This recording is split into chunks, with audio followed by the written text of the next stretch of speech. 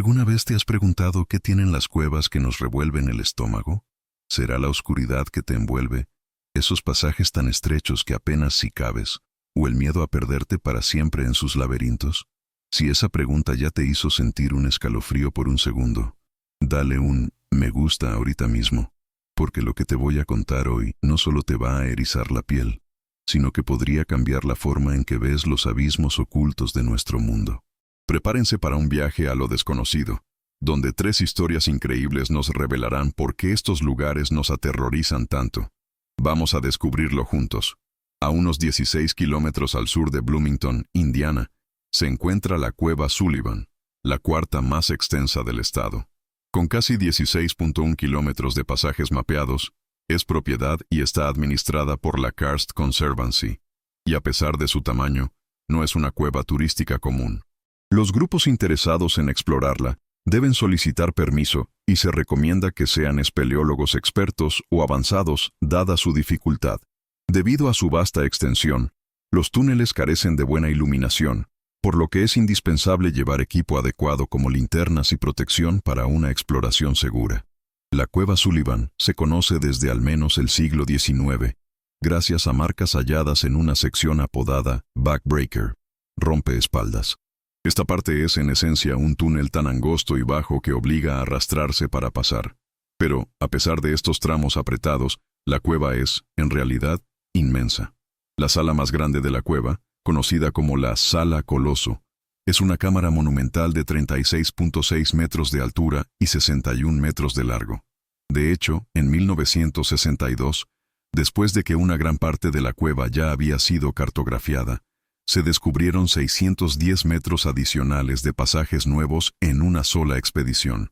Luego, 4 meses después, se hallaron otros 2.438 metros, junto con 8 cámaras de gran tamaño. Desafortunadamente, con el paso de los años, el vandalismo se convirtió en un problema, por lo que en los años 90 se instaló un gran portón en la entrada de la cueva. Desde entonces, cualquier grupo que deseara acceder debía abrir un candado al entrar y luego cerrarlo detrás de sí para asegurar que nadie más pudiera ingresar. En 2017, Lucas, de 19 años, se unió al Club de Espeleología de la Universidad de Indiana, pensando que sería una forma divertida de conocer gente nueva. Luego, en septiembre, el club organizó una visita a la Cueva Sullivan, la cual, a pesar de su dificultad, era apta para principiantes siempre y cuando contaran con un guía experimentado. El día 17, Lucas y otros 11 miembros del club, incluyendo un integrante del personal, se dirigieron en coche al estacionamiento de la cueva. Antes de bajar, Lucas se quitó la chaqueta y la dejó en el auto.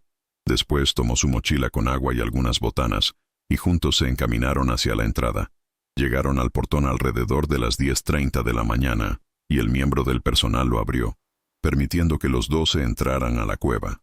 Lo primero que hicieron fue dividirse en 2 grupos, y así se lanzaron a explorar durante casi 3 horas la vasta red de túneles y cámaras. De regreso, al llegar a la sección Backbreaker, Lucas no la estaba pasando bien. Así que, en lugar de ir con calma, decidió apresurarse para alcanzar al otro grupo que ahora iba delante del suyo. Mientras avanzaba rápidamente por los túneles, pasó por alto una estrecha abertura que conducía a la salida, y accidentalmente se adentró en una sección diferente. Al darse cuenta de su error, decidió esperar justo donde estaba para no perderse más. Sin embargo, después de esperar aproximadamente media hora, nadie apareció para buscarlo y tampoco escuchó que alguien pronunciara su nombre. Impaciente, buscó un poco a su alrededor y encontró algunas marcas de aire que parecían indicar la dirección de la salida. Las siguió, y finalmente, vio una luz a lo lejos que, afortunadamente, era el exterior. Pero al acercarse, no encontró a nadie más. Luego, al llegar justo a la reja, se dio cuenta de que estaba cerrada con llave. Y no solo eso. Cuando gritó buscando a los demás, nadie acudió. Lo que él ignoraba era que ya se habían marchado y ni siquiera se habían percatado de su ausencia. Para ese momento, alrededor de las 3:00 de la tarde, Lucas no estaba tan preocupado. Pensaba que alguien debía darse cuenta de su ausencia y que, en cuanto lo hicieran, vendrían por él. Rápidamente revisó sus pertenencias. Solo tenía 2 barras Cliff, 2 botellas de agua vacías y su celular. Luego, revisó su celular y notó que no tenía señal, aunque podía escuchar algunos coches de una carretera cercana. Sin más opciones, Lucas simplemente comenzó a gritar pidiendo ayuda, pero seguiría haciéndolo durante 6 a 8 horas, y a medida que el día avanzaba y la oscuridad se hacía más profunda, finalmente comprendió que no se habían dado cuenta de su desaparición. Un escalofrío de pánico le recorrió el cuerpo. Si no sabían qué faltaba, ¿cuánto tiempo pasaría hasta que alguien más llegara a la cueva? Con el avance de la noche, murciélagos comenzaron a salir por la entrada de la cueva, y sabiendo que podrían ser portadores de rabia, Lucas se adentró más para encontrar un lugar donde pasar la noche. Finalmente, logró conciliar el sueño, pasando una larga y fría noche. Al segundo día, Lucas volvió a la entrada y esperó con desesperación, anhelando ver a alguien. Para entonces, ya sentía una sed y un hambre intensas. Había consumido sus 2 barras Cliff y se había quedado sin agua desde el día anterior. De forma trágica, para pasar el tiempo, escribió cartas de despedida a su familia, por si acaso no lo encontraban a tiempo. Luego, al anochecer del segundo día, la batería de su teléfono también se agotó. En la cueva, húmeda y fría, caminó para mantenerse caliente, y a medida que su sed empeoraba, recurrió a lamer las paredes de la cueva buscando cualquier rastro de humedad. Finalmente, se durmió de nuevo, preparándose para otra noche brutal. Cuando despertó al tercer día, con más de 48 horas de su terrible experiencia, sentía una sed desesperada y percibía cómo se debilitaba a cada segundo. Sin haber comido en tanto tiempo, también le resultaba cada vez más difícil mantenerse caliente. Tenía tanta hambre que incluso llegó a considerar comer los grillos de la cueva. A medida que la tarde se acercaba, Lucas se acurrucó en posición fetal y esperó en silencio. Entonces, creyó ver una luz. Al principio, sin saber si estaba soñando, miró más de cerca. Cuando la luz seguía presente, corrió hacia el portón y observó cómo uno de los líderes del club de espeleología se acercaba rápidamente con la llave. Casualmente, era la misma persona que lo había encerrado allí 3 días antes. Tras abrir el portón, el líder, que también era paramédico, realizó un rápido chequeo médico a Lucas y descubrió que se encontraba en una condición sorprendentemente buena para haber pasado las últimas 60 horas en una cueva. Los rescatistas le preguntaron a Lucas si quería ir al hospital, pero él respondió que solo deseaba regresar a su habitación. En un gesto admirable, Lucas recogió toda la basura que tenía consigo, lo que también, sin querer, les hizo saber a los rescatistas que su estado mental seguía intacto. De otro modo, habrían insistido en llevarlo al hospital. Una investigación de los hechos reveló que, a pesar de un recuento antes de entrar y un sistema de compañeros, Lucas fue pasado por alto al salir de la cueva. Como los miembros del club no se conocían bien entre sí, tampoco se dieron cuenta de su ausencia. No fue hasta el tercer día que se encontró su ropa dentro de uno de los vehículos, momento en el que se percataron de que alguien faltaba. Lucas, demostrando una vez más su gran temple, declaró más tarde que en realidad sentía lástima por la persona que lo había encerrado accidentalmente. Claramente, había sido un percance, aunque uno que pudo haber tenido consecuencias mucho peores. Exploradas por primera vez en 1941 por el espeleólogo Bob Leakey, las cuevas de Moss Dale se encuentran en el Parque Nacional Yorkshire Dales, Inglaterra. Este sistema de cuevas de piedra caliza abarca más de 10 kilómetros de túneles y pasajes subterráneos, y un recorrido completo por todo el sistema podría llevar entre 8 y 10 horas. Esta cueva también goza de una reputación temible en la comunidad espeleológica, ya que posee innumerables pasajes apenas lo suficientemente grandes para arrastrarse, y otros donde el agua llega hasta el cuello. Por esta razón, tiene una calificación oficial en el Reino Unido de 5 en la escala de dificultad de cuevas, la más alta que una cueva puede recibir. Además, un río, el Moss Dale Beck, lo atraviesa, fluyendo hacia la boca de la cueva para luego desaparecer. Usando tintes para rastrear el agua, los científicos saben que ésta reaparece 4 kilómetros más adelante y 225 metros más abajo. Pero la ruta de conexión real nunca ha sido descubierta. Esa conexión es considerada uno de los mayores misterios en la comunidad espeleológica. El 24 de junio de 1967, un grupo de 10 personas entró a las cuevas de Moss Dale con la esperanza de completar excavaciones y hallar la legendaria conexión entre la entrada de la cueva y donde el agua emerge, en un lugar conocido como Black Keld, y aunque la cueva ya había sido cartografiada exhaustivamente hasta ese momento, aún quedaban varias áreas que parecían ser las más prometedoras para contener la elusiva extensión que los espeleólogos buscaban. En particular, su objetivo era llegar a una zona conocida como Stream End, para dinamitar algunas rocas que bloqueaban áreas potencialmente inexploradas. Alrededor de las 2:00 de la tarde, el grupo ingresó a la cueva y se dividió en dos. El primer grupo estaba compuesto por 6 espeleólogos muy experimentados, quienes también llevaban consigo equipo para su largo viaje hacia Stream End. El segundo grupo, de 4 espeleólogos con menos experiencia, solo haría un recorrido turístico hasta una zona conocida como la Cámara Áspera. Había llovido un poco en la zona los días previos, pero la cantidad de agua que fluía hacia las cuevas estaba muy por debajo de lo normal, lo cual era ideal para su expedición. El pronóstico del día indicaba mayormente soleado con posibilidad de chubascos tormentosos por la noche, pero nada que preocupara al grupo. Alrededor de las 5:00 de la tarde, después de explorar las cámaras ásperas, el grupo de 4 regresó a la superficie bajo un cielo nublado y una lluvia ligera. Luego abandonaron la cueva y volvieron al lugar donde se hospedaban para comer algo y cambiarse. Aproximadamente a las 7:30 de la tarde, una de esas integrantes regresó a la entrada de la cueva para constatar que, a pesar de la lluvia, los niveles de agua no habían cambiado. Con esa tranquilidad, volvió nuevamente al lugar donde pasarían la noche.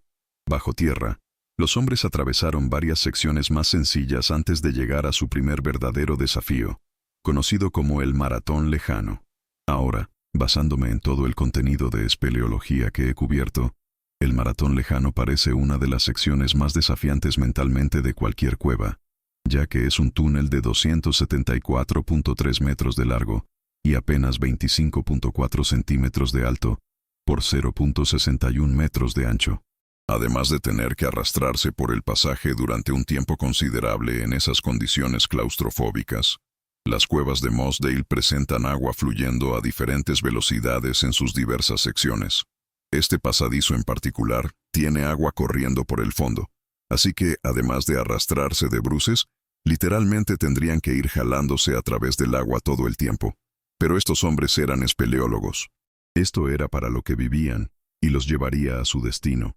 Así que siguieron arrastrándose. Luego, a medio camino del Maratón Lejano, los hombres habrían escuchado un sonido tenue a lo lejos. Probablemente sin darle mucha importancia, continuaron arrastrándose. El estrecho pasaje los obligaba a ir en una sola dirección, incluso si hubieran querido dar la vuelta. Entonces, es posible que notaran que el agua bajo sus estómagos se movía más rápido, y que el ligero retumbar a la distancia comenzaba a sonar más como un rugido. Las cuevas de Mossdale también son temidas en la comunidad espeleológica por su tendencia a inundarse. De vuelta en la superficie, la lluvia ligera se había transformado en un aguacero torrencial, y en cuestión de pocas horas, habían caído varios centímetros de lluvia. Esa misma integrante del grupo que había ido a revisar la cueva horas antes, regresó apresuradamente a la entrada a las 9:00 p.m., para encontrar que, donde unas horas antes había estado la entrada, ahora había un lago turbulento. La entrada entera estaba ahora sumergida en agua. Corrió tan rápido como pudo, 3.22 kilómetros, hasta una granja cercana y llamó a la policía. Para las 11:00 p.m., el rescate en la cueva había comenzado. Debido a la cantidad de cuevas en los alrededores, los rescatistas estaban muy acostumbrados a este tipo de operaciones. Pero las cuevas de Mossdale eran diferentes. Su tamaño y el flujo de agua que recibían significaban que los rescatistas locales no podían hacerlo solos. Tuvieron que pedir ayuda a una organización de rescate espeleológico más grande. En cuestión de horas, cientos de rescatistas y otros voluntarios ya estaban en el lugar. Para detener el flujo de agua, los equipos tuvieron que cavar una enorme zanja de desvío. Luego, tras desviar el agua, construyeron una presa para bloquear completamente el caudal. A la mañana siguiente, entre la presa, la zanja de desvío y 19 bombas de agua, los niveles comenzaron a descender, y aunque la presa era inestable y requería reparaciones constantes, un equipo de búsqueda descendió a la cueva. Se arrastraron con un nudo en el estómago y encontraron escombros de la inundación por todas partes. Finalmente, llegaron a la cámara áspera y pudieron asomarse por el borde para ver más profundamente en la cueva. Horas antes, los hombres se arrastraban tan rápido como podían. El agua fluía cada vez con más fuerza bajo ellos hasta que, finalmente, les costaba mantener la cabeza fuera del agua. Intentaron frenéticamente llegar al final del maratón lejano, con la esperanza de encontrar un pasaje que les ofreciera refugio del agua creciente. Un hombre llamado John Ogden iba al frente del grupo y era el espeleólogo más experimentado entre ellos. Reconociendo la gravedad de la situación y sin ver el final del túnel, encontró una grieta en el techo en el que se encontraban y se subió a ella. Pero la grieta era minúscula. No había espacio para nadie más. Y mientras John se encajaba más en la grieta, probablemente supo que los otros 5 espeleólogos, sus amigos, se estaban ahogando a pocos metros debajo de él. Y, finalmente, la grieta en la que estaba también se llenó de agua, y John sucumbió al mismo destino que los demás. Horas después, en la cámara áspera, mientras los rescatistas miraban más profundo en la cueva, vieron que los pasajes aún estaban completamente sumergidos en agua. Ya era la tarde del 25 de junio, 24 horas después de que los 6 entraran a la cueva y 12 horas desde que se inició el rescate. Desafortunadamente, nunca sabremos exactamente cuándo fallecieron los 6, ya que nadie del grupo sobrevivió para relatar los hechos. Sin embargo, es probable que para cuando los rescatistas siquiera entraron a la cueva, los hombres ya llevaran horas sin vida. Luego, a las 5:40 p.m., los rescatistas encontraron a 5 de los 6 hombres. Todos estaban fallecidos. Esa noche, los exhaustos rescatistas decidieron que era improbable que los 6 hombres hubieran sobrevivido y pospusieron la búsqueda restante hasta el día siguiente. Luego, el lunes 26 de junio, más lluvia retrasó nuevamente los esfuerzos de rescate. Finalmente, el martes 27 de junio, el cuerpo de John Ogden fue descubierto en una grieta en el maratón lejano. Lamentablemente, a pesar de encontrar los cuerpos, las autoridades consideraron que el rescate era demasiado peligroso para intentar, y así, la cueva fue sellada con ellos dentro. 3 años después, amigos y familiares lograron trasladar los cuerpos a una nueva área de la cueva, a salvo de inundaciones, ahora llamada El Santuario. Hoy en día, el desastre de las cuevas de Mossdale sigue siendo el peor en la historia del Reino Unido. Gauteng es una provincia de Sudáfrica conocida por su tierra rica en minerales, representando aproximadamente una cuarta parte de la producción mineral total del país. A finales de la década de 1890, mineros de piedra caliza en un área al noroeste de Johannesburgo descubrieron varios fósiles que parecían ser restos humanos, excepto que, al examinar los fósiles más de cerca, estos parecían extraños. Los mineros entonces llevaron esto a la atención de científicos, quienes iniciaron una exploración formal del área en busca de más restos. Luego, en la década de 1930, comenzaron excavaciones serias en la zona, a medida que se asignaban más y más recursos a los descubrimientos. A medida que se avanzaba en el trabajo, se dieron cuenta de que no eran restos humanos. En realidad, eran los vestigios de algunos de los ancestros humanos más antiguos conocidos como Australopithecus. Estos descubrimientos llevarían más tarde a que toda una zona fuera nombrada la cuna de la humanidad, debido a los numerosos restos prehistóricos hallados en esa pequeña área. Algunos de estos fósiles han sido datados con más de 2 millones de años de antigüedad, siendo de los más antiguos jamás descubiertos. Parte de la razón por la que se han descubierto tantos fósiles en esa zona se debe a las cuevas del área, que sirvieron de refugio. Estas ofrecieron un resguardo que preservó los restos de animales y del clima, que de otro modo los habrían degradado más rápidamente. Y desde ese descubrimiento inicial se ha realizado un importante trabajo de paleontología en la zona durante el último siglo. Además del trabajo científico, las cuevas se han convertido en una enorme atracción turística. Al estar a solo 45 minutos de la ciudad más grande de Sudáfrica, los tours se realizan cada 30 minutos, los 7 días de la semana. Cada uno de estos tours desciende a la cueva de Sterkfontein, ofreciendo a los turistas una vista cercana de la fauna, las formaciones rocosas e incluso un lago subterráneo. Como en muchas cuevas de piedra caliza, el agua se filtra a través de la roca y esculpe profundos túneles serpenteantes en direcciones aleatorias. Las cuevas de Sterkfontein En particular, parecen casi una gigantesca telaraña por cómo sus túneles se ramifican en todas direcciones. Muchos de ellos están completamente sumergidos en agua y se encuentran en una oscuridad total, ya que están lejos de la entrada, donde ninguna luz podría alcanzarlos. Y entrelazada en estos tours se cuenta la desgarradora historia de Peter Berhulsel. El 29 de septiembre de 1984, Peter y dos amigos llegaron a la cueva para bucear en el lago subterráneo. Cada uno llevaba un solo equipo de buceo, aqualung, y una linterna, y no necesitaban mucho más debido a la profundidad del agua a la que se sumergirían. Los tres se adentraron en el lago y comenzaron a explorar la telaraña de túneles. Peter era el menos experimentado de los tres, y por alguna razón no dejaba de soltar la línea guía para explorar pasajes laterales mientras avanzaban. Ahora, en el buceo en cuevas, la regla de oro es nunca entrar sin una línea guía. Además, jamás debes soltarla una vez dentro, porque generalmente estas cuevas de piedra caliza son laberintos imposibles. No hay lógica ni patrón en la forma en que el agua esculpe los túneles. Si no tienes una línea para encontrar la salida, la probabilidad de perderte es increíblemente alta.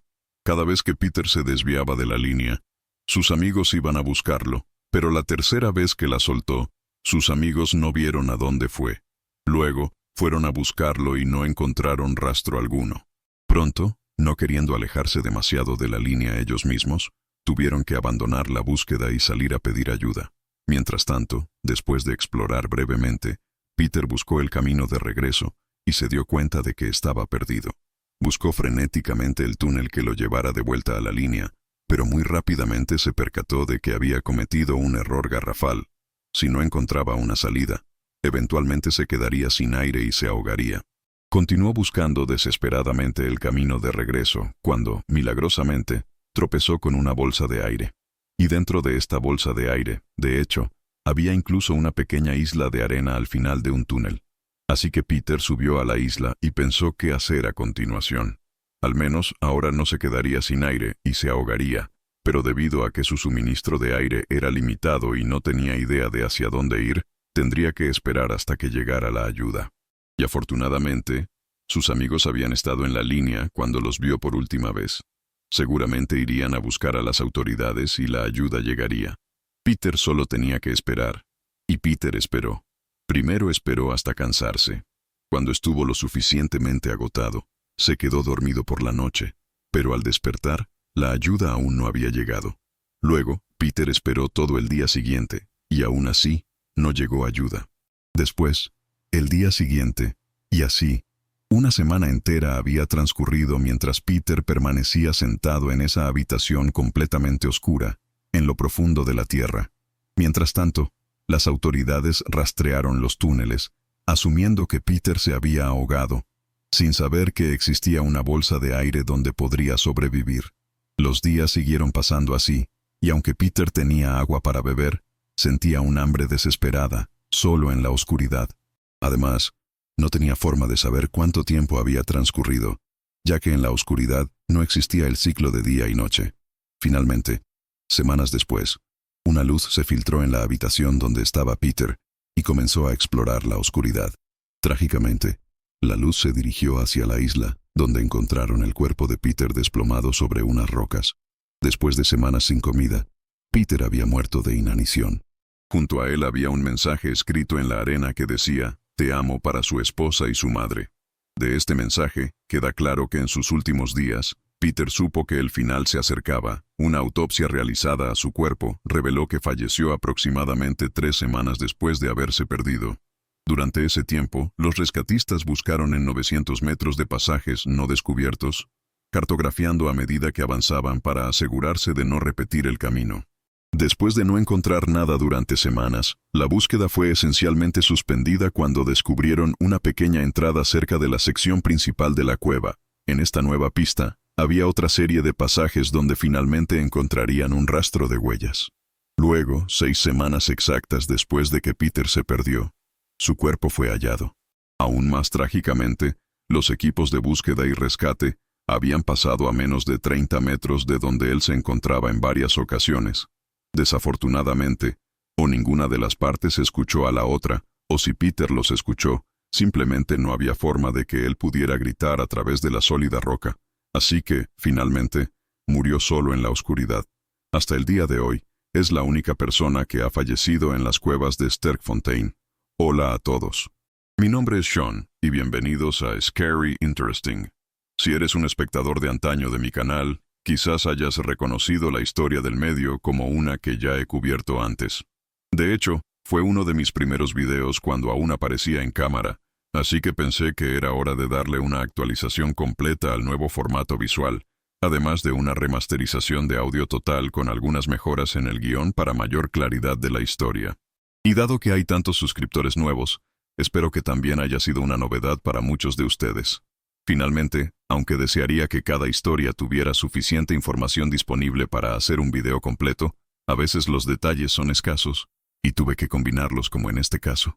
En cualquier caso, muchísimas gracias a todos por ver, y espero verlos en el próximo.